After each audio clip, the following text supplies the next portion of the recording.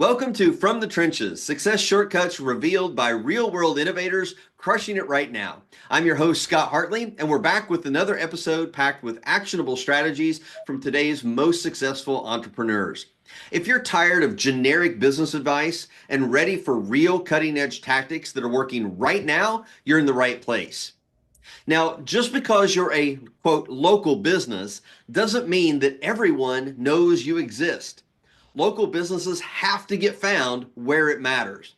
And my guest today helps local businesses and even online businesses achieve that through their Google business profile, local search, and review sites. So let me introduce you to Rita Suzanne. Rita is a local marketing strategist, speaker, and business consultant who helps business owners transform their marketing chaos into systematic success. She shares these insights through consulting engagements, speaking events, and workshops. Rita, I'm so excited to have you on today. Thank you so much for having me, Scott. I appreciate. I love joining the show and just sharing all of the things with everyone.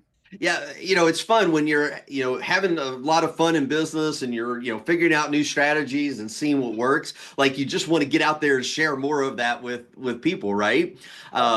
So I always like to start off like, what's kind of the backstory? How did you get to where you're at today with helping local businesses? And no, we were chatting just a little bit ago, that you didn't actually start in the local business space. You kind of started in the online space, which is probably where most of our listeners are at. But just kind of give us that background, your journey to where you are today. Well, it's such a long and a winding tale, but I will try to summarize it for everyone. So I started almost 11 years ago, and I did get my very first client from going and attending a networking event. So I Okay. do think that networking locally is a key to doing it. However, my children were so small and I couldn't network continuously or consistently. And so I dove into online marketing. I started out as a web designer. So I was building websites and really diving into I'm all about the technical part of building a website. I want it to be functional, and it can still be pretty, but let's make sure that it's actually running smoothly and we got our Mhm. SEO in place and we have all the things. And then every time I would make a website for someone, they would always end up asking me, okay, well, now what? Right. And so obviously, like I mentioned, I'm a lover of email marketing. I promote email marketing to all of my clients. However, that involved like them creating landing pages and all of Mhm. these other things to drive traffic to their websites. And throughout the years, I've kind of dove into all aspects of marketing, hence the love of email marketing. But even through social media marketing, what I was finding is that everybody who is teaching social media, they're teaching it more about, hey, do you want to become the next influencer? Do you want to become Instagram famous? Like all of these things, which is not really sustainable for someone who's in a service business or someone who is actually working with clients one to one. It's a very hard thing. Yeah. I think that when they're selling it as no worries, you can do this. And it's not really feasible for a lot of people. Right. Yeah. So what I realized from talking to a lot of my clients, because I was doing a lot of SEO, was that what they're missing out on was the local and so what I started to do was I started to attend, now that my kids were older, I started to attend more networking events, and then I would start sharing my LinkedIn.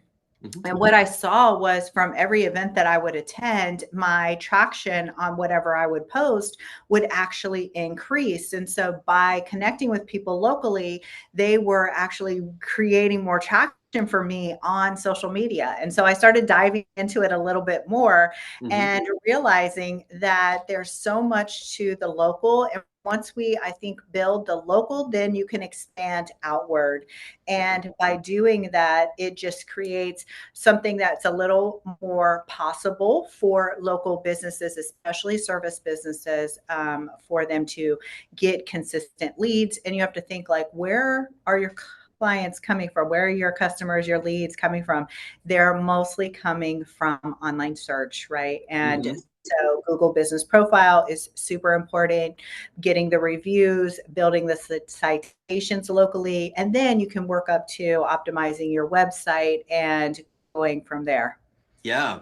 No, that's an interesting journey, that you started with the online, with the whole website, type of thing, but which naturally, just leads into all of these other areas. You mentioned, SEO, Google Business Profile and everything, because, the concept is like, oh, I've got to have a website. Okay, it's great, but in the real world, it's not build it and they will come. You've got Right. to eventually Not drive anymore. traffic to that website, right? Yeah. And so, that's where that search really comes into play. And I'm sure that, the strategies that you're going to share today, apply to, online businesses as well as, local businesses. But as I mentioned kind of in the intro, I know a lot of, local businesses, small businesses in the area where I live, they don't do a lot of marketing. They don't do a lot of promotion, even locally. Maybe they have got an ad on the radio. Maybe they have, something in the newspaper, but that's about it. And I know I've had conversations, with my family. It's like, oh, we haven't gone to eat at that restaurant for like 6 months because we kind of like forgot that they're there, even though they're right on the main drag. We drive by it almost every single day.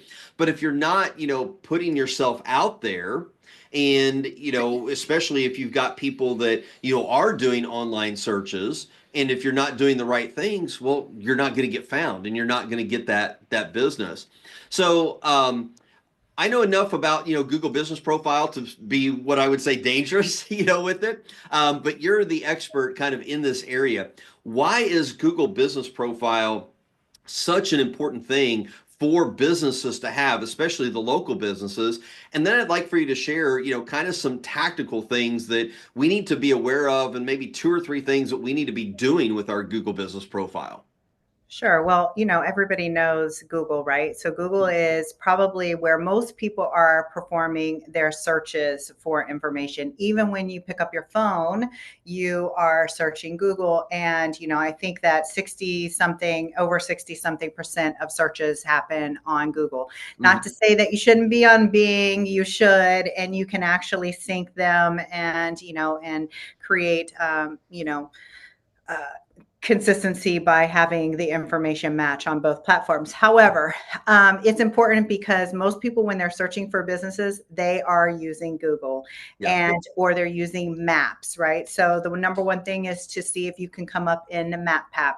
So for instance, if I was looking for a nail tech or a hairstylist, I might get on my phone, open up my search engine or even my maps and say, where's the closest hairstylist close to me? Right. Hmm. And then look at their reviews. I've done this for nail salons a million times where I'm like, I'm not happy with the one that I'm with. So let me look at the maps, see who's close to me, look at their reviews. Usually, and this is what most people do, they don't really go down past 10. Right. Hmm. Like through once they look at those first 5, maybe 6, and then they start reading their reviews and Hmm. then they decide whether or not they want to book with that person. Same thing with chiropractors, doctors offices, plumbers, any type of actual local service business. This is how people are utilizing the maps. Okay. Hmm. So that's why it's so important to get listed on there. And it's important to, get on your other places like your Yelp, your Yellow Pages, all of these other things. Those are where you're building your citations. But a lot of people don't realize that we need to ask for reviews from not only Google Business Profile, but from Yelp as well, because on our phones, Apple is actually aggregating their reviews from Yelp. Oh, And okay. so we need to ask for reviews on both places. Hmm. So that's just a little tidbit I had to add in there. Just like Nice. a little bonus for everybody. But when you are setting up your business profile, what I'm finding is a lot of people are not utilizing all that they can. So if you haven't claimed your Google Business Profile, please go claim your Google Business Profile. It's amazing how many local businesses haven't. It's They have there, ready it. for the taking. But Yeah. And then I love using AI as a way to help speed up my marketing. It doesn't replace my marketing, but I use that. Hmm. So I would I'm a lover of Claude. I love Claude and I love ChatGTP, but I would actually go in there and create a profile, optimize everything, create descriptions for your business using Claude or a ChatGTP to actually speak to your target audience, right? Hmm. Then what I would do, and a lot of people think that you can only have one category for your business. You Hmm. can have multiple categories. And so what I would do is figure out which categories does your business fall under, Hmm. add those, and then you add services under each one of those categories. And Okay. then, in addition to the services, you need to add descriptions for each one. The descriptions are not customer facing, so they don't see it, but they actually help when people are searching. Okay. That is where the actual descriptions come into place. So it's really important to optimize your descriptions, add those, make sure you're trying to, get into like two or three categories if you can. Hmm. Right. Yeah. And then one thing that people don't really utilize is the question and answer aspect of their profile. Hmm. So ask the questions that your customer might be asking and then answer them, right? So So basically, like an FAQ section, like you might have on your website, put that onto your Google Business Profile. right. And so add your own questions and answers, but then also encourage your clients to add some actual questions and answers, because you know how Google loves organic content. So if Yeah. you can get them to ask questions, that would be wonderful. But then the number one thing is, anytime you have a interaction with a client or customer, ask them for a review, and then very important for you to reply to all reviews within 24 hours. Hmm. And a lot of people don't reply to their reviews. They're just like, oh, thank you, I got a review. But Right. Google likes to see that you're engaging. So look at your profile on Google Business Profile, and everything that can be filled out, fill that out. Add pictures once a month. Do the offers section. I'd like to do that about once a month too, Hmm. because and think of your offers as kind of like, not like a social media post, but more like an ad, right? So write it like it's an ad, and then you can do updates on there. And so I'll schedule out some updates maybe once a week about Hmm. the business, add new pictures if you can. And then another thing that people fail to do is products. So let's say, for instance, you have a free consultation, a free call, Hmm. add that as a product.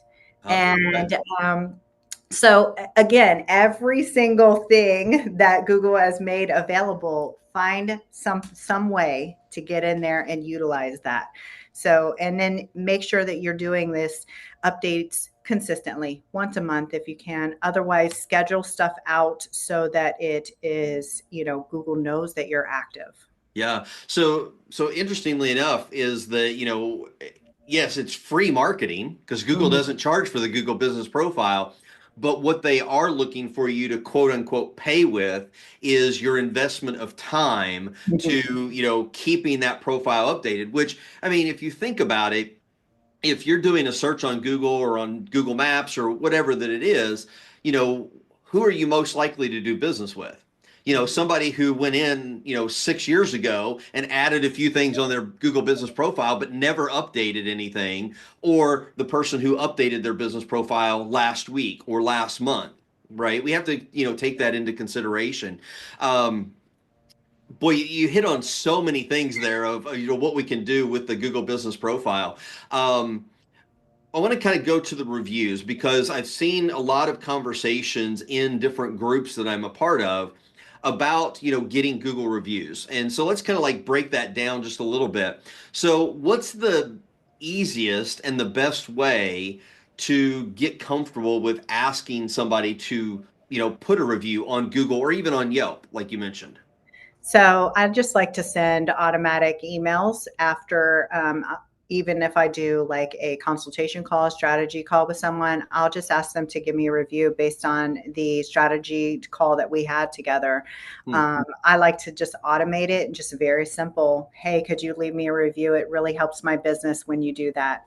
Hmm. And I know that some people like to be, I like to make sure that they were happy with me before I ask them for a review. And then oftentimes we forget to do it. So just automate it, Hmm. because what happens is oftentimes people don't give reviews unless they're asked. Yeah. And so if you're not asking, if you're not asking, people are not going to do it. And so then that's why you'll see like somebody's mad and they're just mad reviewing people, Yeah. right? But you need to get, even if you have a bad review, you can still reply to that in order to fix the situation. And people will see that. They're not going to be like, oh, she had a bad review 6 months ago, I don't want to work with her. They like to see, how do you respond to this review or this feedback that you may have gotten that may not have been a 5 star. And Yeah. actually, they say that it's better to be around 4.7 stars versus 5 stars, because a lot of people think if you're 5, then it must be fake. Yeah. Yeah, Yeah. exactly. So, yeah, that's a good strategy. And, I like the fact that you pointed out even reply to the negative reviews, as Mhm. well. And again, Google wants that interaction. And now, is there a way that you can get notified when somebody leaves a review so that you can respond within that 24 hours? I get notified just in my inbox of Okay. it. Okay. Every time somebody leaves a review for me or even one of my clients, so and so left a review. So you just want to make sure all of your information is up to date with your Hmm. profiles, and then you should get notifications every time Okay. someone leaves a review. Gotcha. All right. Awesome.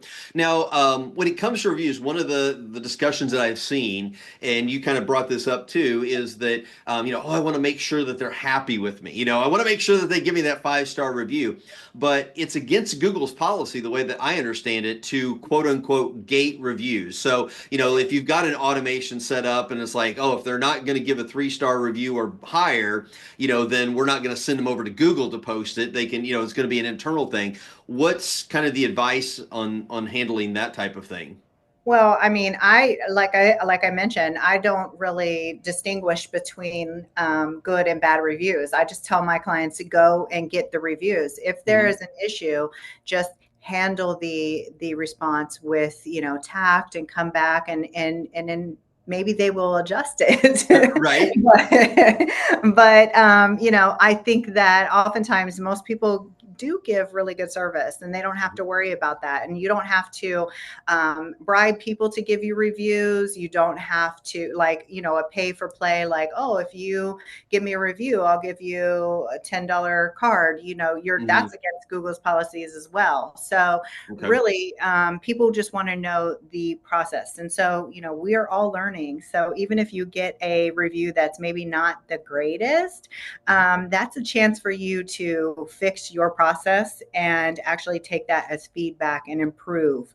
And so I would say that not asking for feedback is actually holding you back as a business owner. Yeah, totally agree. And I think it's important, because in the realm of email, all the rules have changed recently around that.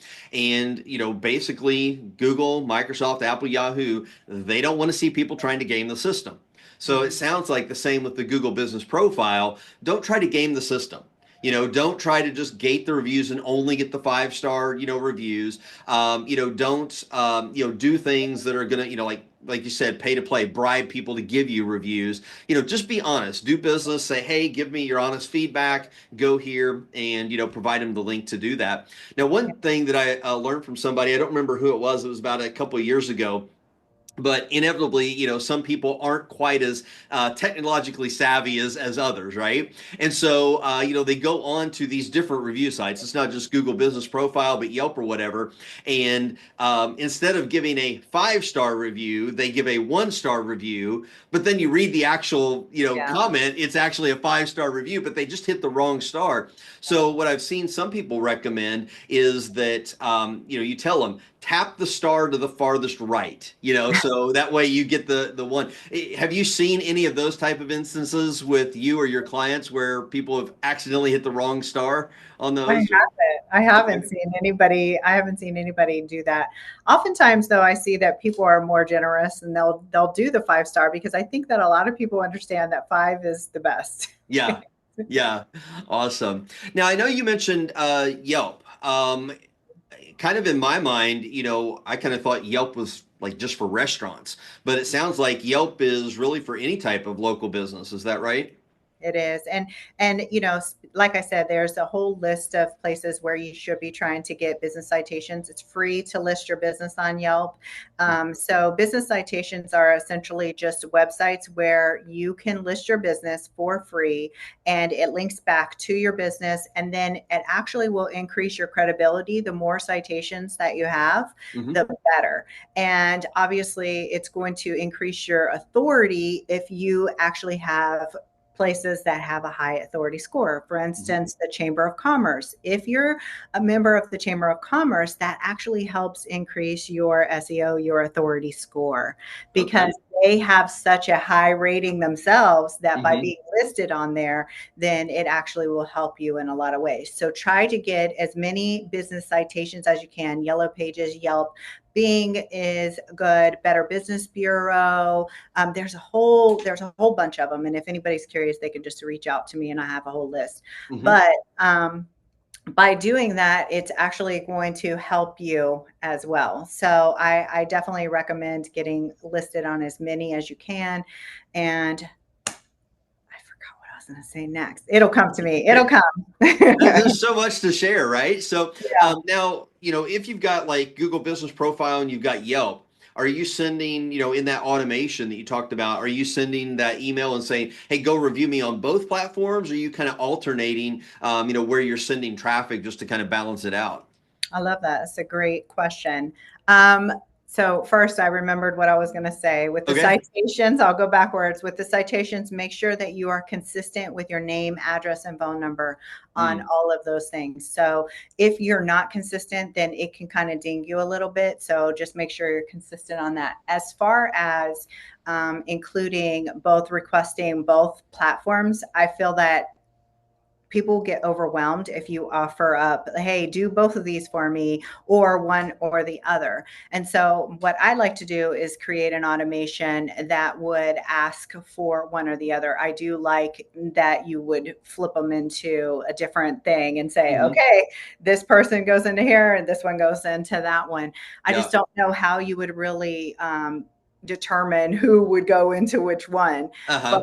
I've seen other people where they have the link for either or in the Okay. one email, because they're saying, hey, if you're a Google user, use this one. If you're active on Yelp, please Hmm. use this one.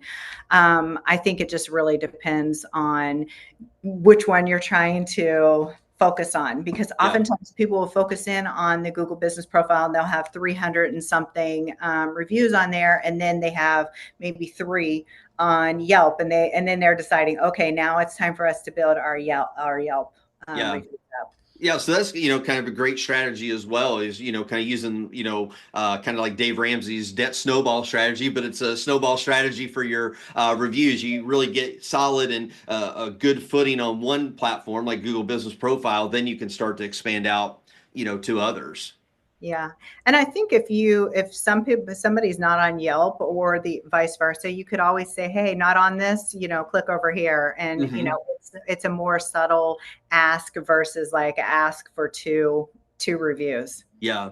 Now, something that I know that a lot of websites incorporate is that they have widgets that you can include on the website that can pull in your Google reviews as well from your Google Business Profile. Yeah, I have one embedded on my website actually, because and one thing, another strategy that you can use, just this is a reverse strategy to that. Uh-huh. Okay. So you can add your widget to your website in order to aggregate all of the reviews. However, one thing is, if let's say you get testimonials or reviews from people that they haven't added them to their, Google or whatever, what you could Hmm. do is create images of the testimonials and then upload those as photos to your Google Business Profile so that they can Okay. still see that you have testimonials.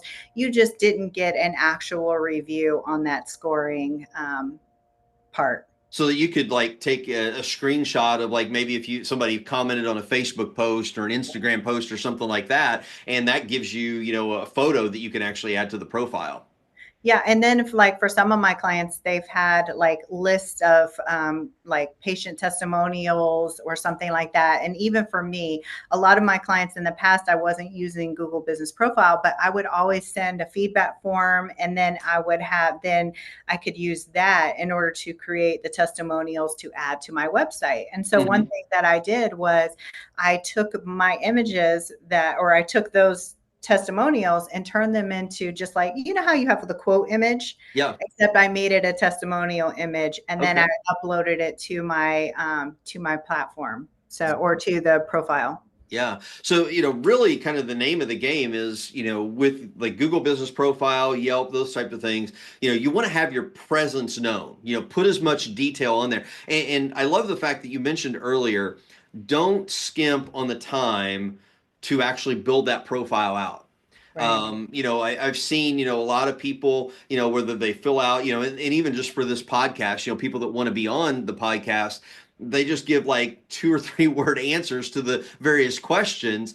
Like, I don't really know if I Right. want you to be a guest, right? But somebody like yourself who, fleshes it out and really, shares the details. Here's, my history. Here's what's working. Here's what, I'm using for my clients. Now I get a great picture, and I like immediately, I'm like, oh, I got to have Rita, on as a guest. And it's the same way with your Google Business Profile and Yelp. You invest the time and the energy once to really get it set up, and then it just takes a little bit of maintenance going forward. But the payoffs of that over time, when people visit that, it's going to be massive.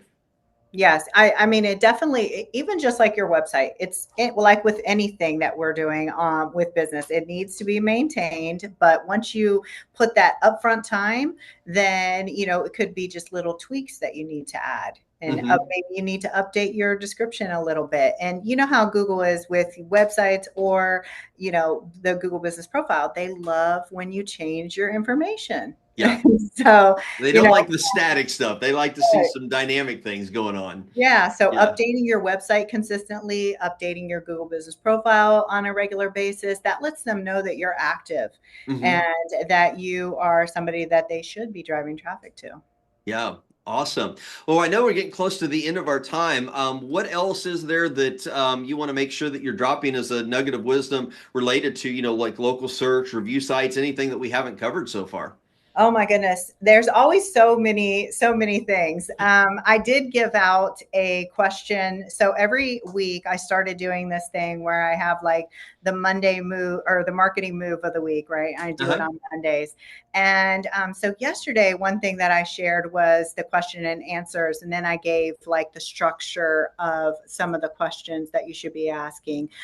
So that I think is something that is definitely slept on. So if you're doing everything else in your profile, go add those question and answers to your profile, and yeah, make sure you're just utilizing every single aspect of your Google Business Profile and try to get as many business citations as you can Hmm. locally. Yeah, no, that's great. And I mean, we all know that Google is, the behemoth in the search engine space. And when they're giving you a free opportunity to get advertising and they're putting you in front of millions of people, like why not take advantage of that?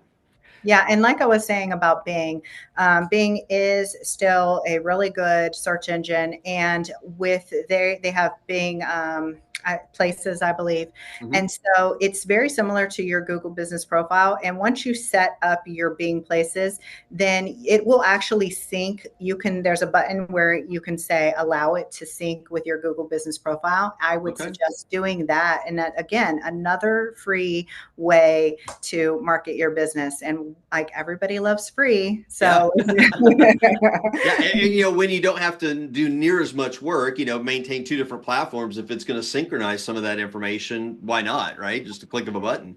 I do want to say, just one thing.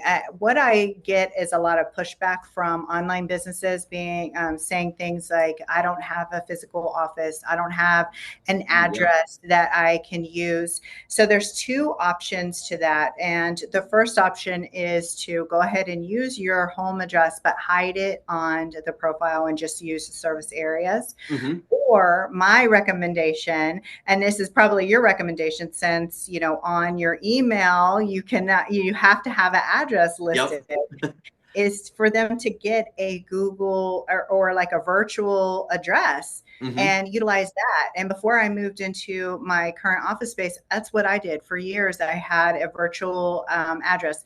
I don't like using PO boxes just because it's not the same. And so I would suggest a virtual mailbox instead, because it gives Hmm. you an actual street address Yeah. with most likely like a suite number, or like a box number. Right. Those are my recommendations. And you're going to be spending $10 or $15 a month, and then you're compliant with your email marketing, and Hmm. you have something that you can use for any of your name, address, phone number for listing your business locally. Yeah, and even in my small community, which is a small town of about 10,000 here in Southwest Indiana, we have a co-working space, and they offer, that as a virtual mailbox, service, and it's very inexpensive. And so, it gives you a physical street address, and you can get mail there if you want to, and everything. But it's a great, tool to leverage if you, work from home or you don't have a true storefront. Yeah, I love that idea.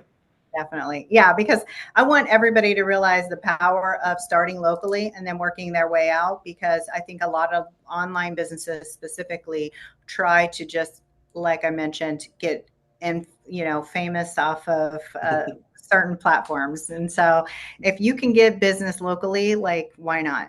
Yeah, absolutely.